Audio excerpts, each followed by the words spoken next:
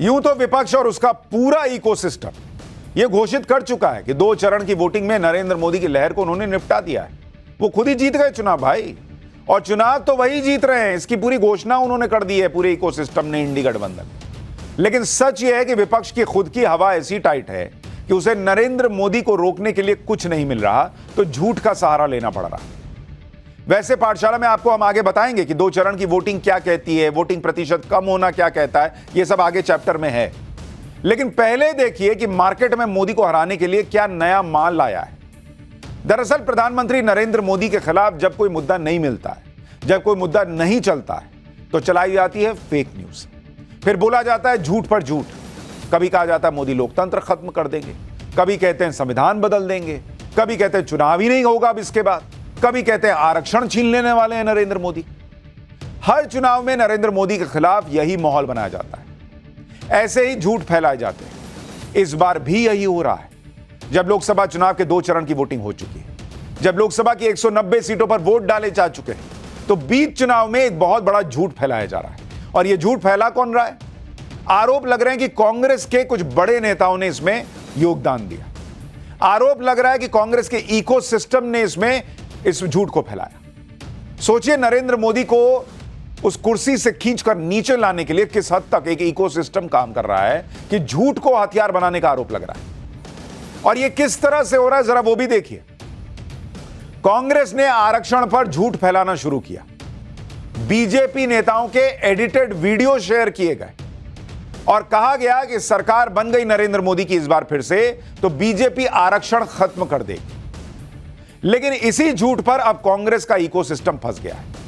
FIR हो चुकी है, जांच शुरू हो गई है, एक बड़े कांग्रेस नेता को पूछताछ तक के लिए बुला लिया गया है। और यह सब उस झूठे वीडियो को लेकर हो रहा है, जो झूठा वीडियो कांग्रेस के कुछ नेता और उनके इकोसिस्टम पर फैलाने के आरोप लग रहे हैं। आपको सबसे पहले इसी वीडियो की सच्चाई बता देता हूं, फिर आगे की बातें बताऊंगा। यह वीडियो गृह मंत्री अमित शाह का है, जिसमें एडिटिंग करके यानी वीडियो को काट छांट कर झूठ फैलाया गया। इस वीडियो को काट छांट कर ऐसा बना दिया गया मानो अमित शाह आरक्षण खत्म करने की बात कर रहे हो। वीडियो सुन ले कोई तो वो यही मान ले कि जैसे अमित शाह सच में ऐसा बोल रहे हो। लेकिन यह सरासर फेक वीडियो है, फेक न्यूज थी। और यह वीडियो भी नया नहीं है, बल्कि बहुत पुराना वीडियो है।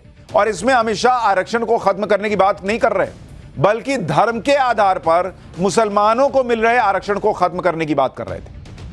अमित शाह का वीडियो अप्रैल 2023 में हैदराबाद की रैली का है। अमित शाह ने गैर संवैधानिक मुस्लिम आरक्षण हटाने की बात कही थी। अमित शाह के इस वीडियो को एडिट करके और शेयर कर दिया गया। एडिट करके मुस्लिम शब्द की जगह एससी, एसटी और ओबीसी शब्द जोड़ दिया गया।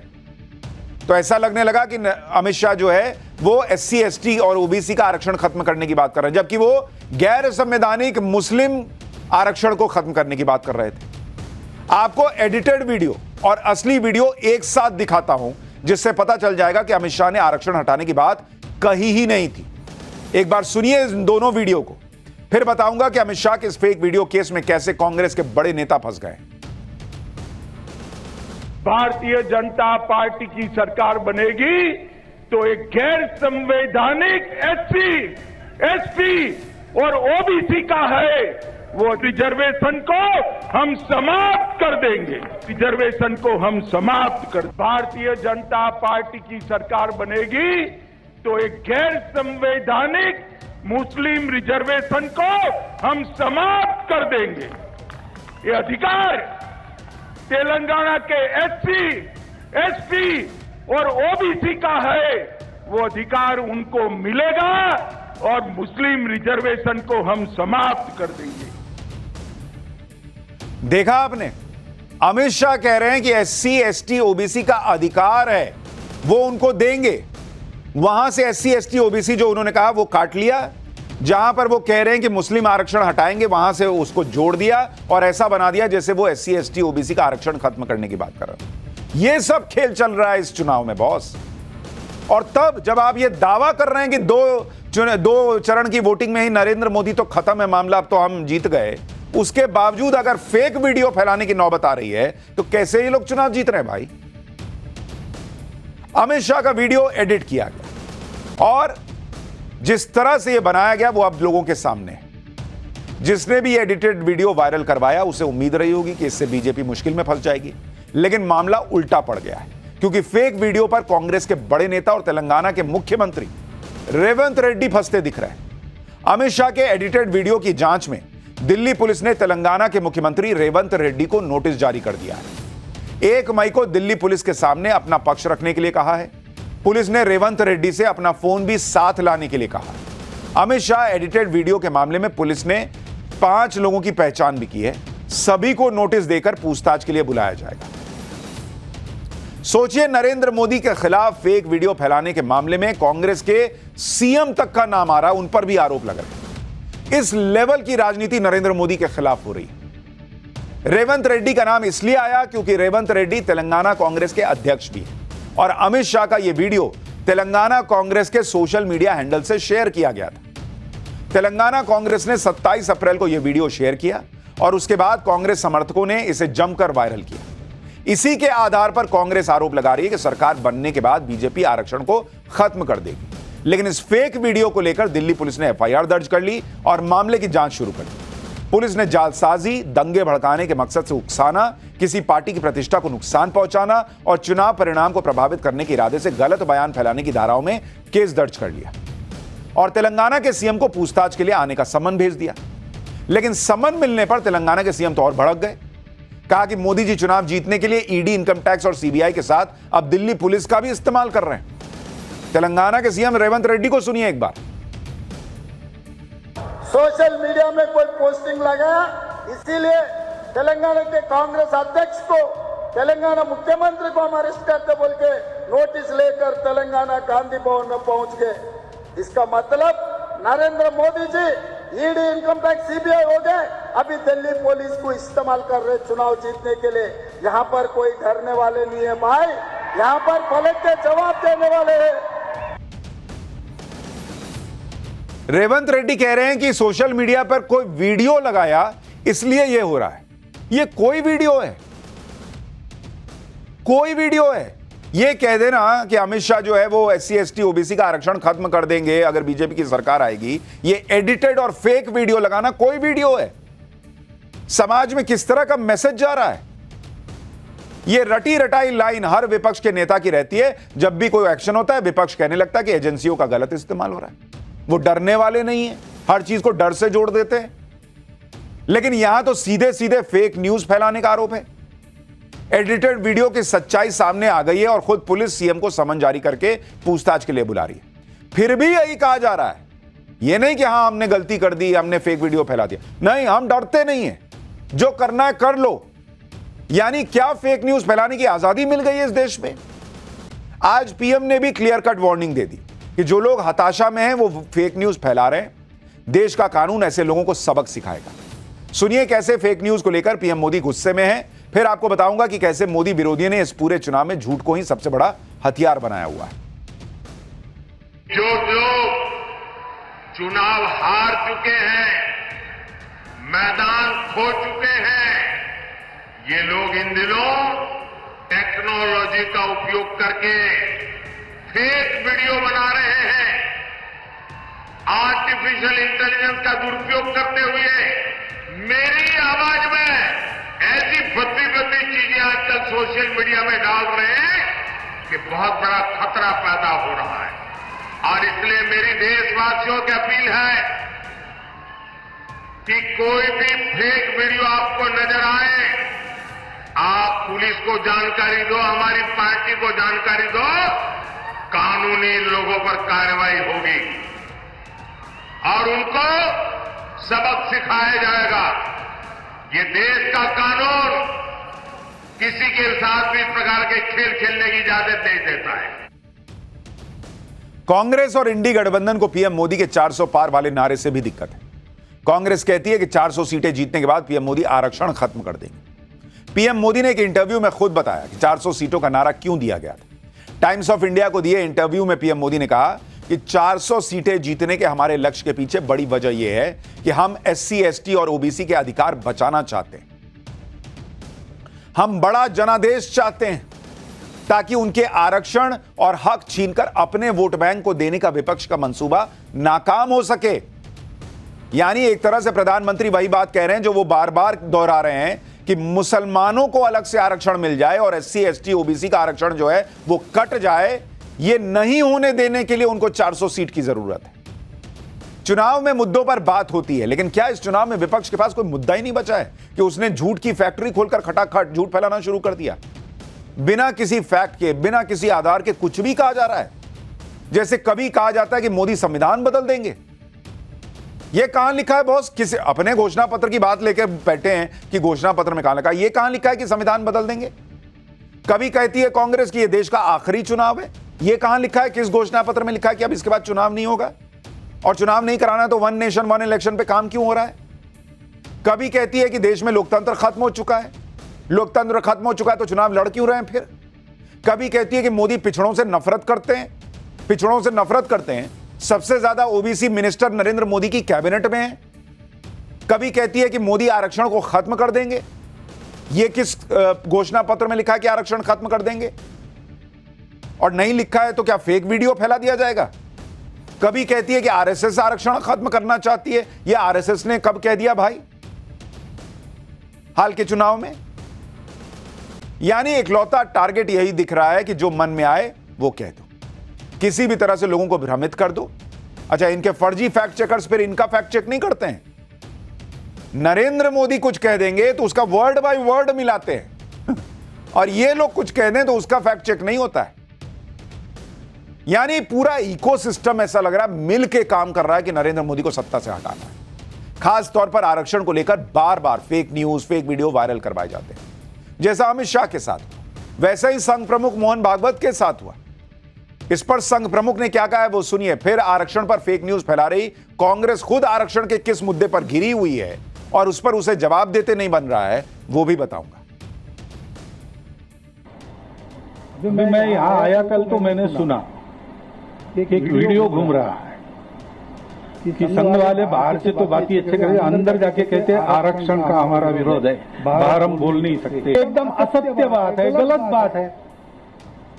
जब से आरक्षण आया है तब से संविधान सम्मत सारे आरक्षण को संघ पूर्ण समर्थन देता है और संघ ये कहता है कि आरक्षण जिनके लिए है उनको जब तक आवश्यक लगेगा या सामाजिक कारणों से दिया गया है वो भेदभाव जब तक है तब तक ये आरक्षण जारी रहना चाहिए। यानी संघ प्रमुख भी कह रहे हैं कि वो आरक्षण के समर्थन में और जब तक भेदभाव खत्म नहीं होता आरक्षण जारी रहना चाहिए। जबकि गृह मंत्री अमित शाह ने तो आरक्षण के मुद्दे पर कांग्रेस को ही घेर लिया। अमित शाह ने कहा कि कर्नाटक में कांग्रेस ने पिछड़ों का आरक्षण मुसलमानों को दे दिया। जामिया मिलिया इस्लामिया और अलीगढ़ मुस्लिम यूनिवर्सिटी में तो पिछड़ों को आरक्षण का लाभ ही नहीं मिलता। सुनिए अमित शाह को, फिर आपको जामिया और एएमयू में आरक्षण की सच्चाई और कांग्रेस की सोच दोनों दिखाऊंगा। भारतीय जनता पार्टी की सरकार इस देश में 10 साल से चल रही है और दोनों बार पूर्ण बहुमत की सरकार मिली है। अगर भारतीय जनता पार्टी की मंशा होती कि आरक्षण को खत्म करना है तो हो चुका होता, बल्कि नरेंद्र मोदी जी ने पूरे देश के दलित, पिछड़े और आदिवासी भाई बहनों को गारंटी दी है जब तक भारतीय जनता पार्टी है आरक्षण को कोई हाथ नहीं लगा सकता। मैं आज देश की जनता को कहना चाहता हूं कि कांग्रेस पार्टी ने हमेशा एससी, एसटी और ओबीसी के आरक्षण पर हमले किए हैं।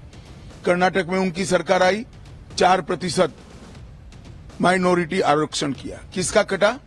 ओबीसी का कटा। आंध्र प्रदेश में उनकी सरकार आई, वहां पर भी 5% माइनॉरिटी आरक्षण किया, किसका कटा?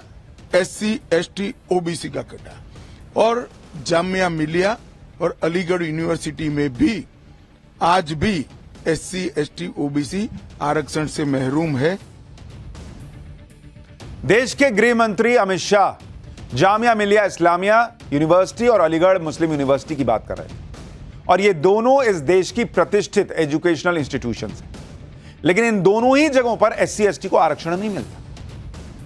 अच्छा, ऐसा नहीं है कि कभी नहीं मिलता था, मिलता था, अब नहीं मिलता और उसकी वजह जानकर आप हैरान रह जाएंगे। जामिया मिलिया इस्लामिया में 2011 तक एससी, एसटी को आरक्षण मिलता था। साल 2011 में NCMEI यानी national commission for minority educational institutions ने जामिया मिलिया को अल्पसंख्यक संस्थान का दर्जा दे दिया। कहा गया कि जामिया मिलिया की स्थापना मुसलमानों के फायदे के लिए मुसलमानों द्वारा की गई थी। अल्पसंख्यक संस्थान का दर्जा मिलने के बाद SC ST को मिलने वाला आरक्षण खत्म हो गया। 2011 में केंद्र में कांग्रेस की सरकार थी और उसी के दौर में जामिया मिलिया से आरक्षण खत्म हुआ SC ST का, लेकिन कांग्रेस खामोश रही क्योंकि सवाल वोट बैंक से जुड़ा हुआ था। इसी तरह से अलीगढ़ मुस्लिम यूनिवर्सिटी से भी आरक्षण खत्म किया गया। अलीगढ़ मुस्लिम यूनिवर्सिटी का केस भी आपको बताता हूं। 1981 तक अलीगढ़ मुस्लिम यूनिवर्सिटी में पिछड़ों को आरक्षण का लाभ मिलता था। 1981 में संसद में AMU संशोधन बिल लाया गया जिससे AMU यानी अलीगढ़ मुस्लिम यूनिवर्सिटी को अल्पसंख्यक का दर्जा दे दिया गया। उस समय केंद्र में कांग्रेस की सरकार थी और प्रधानमंत्री थी इंदिरा गांधी जी।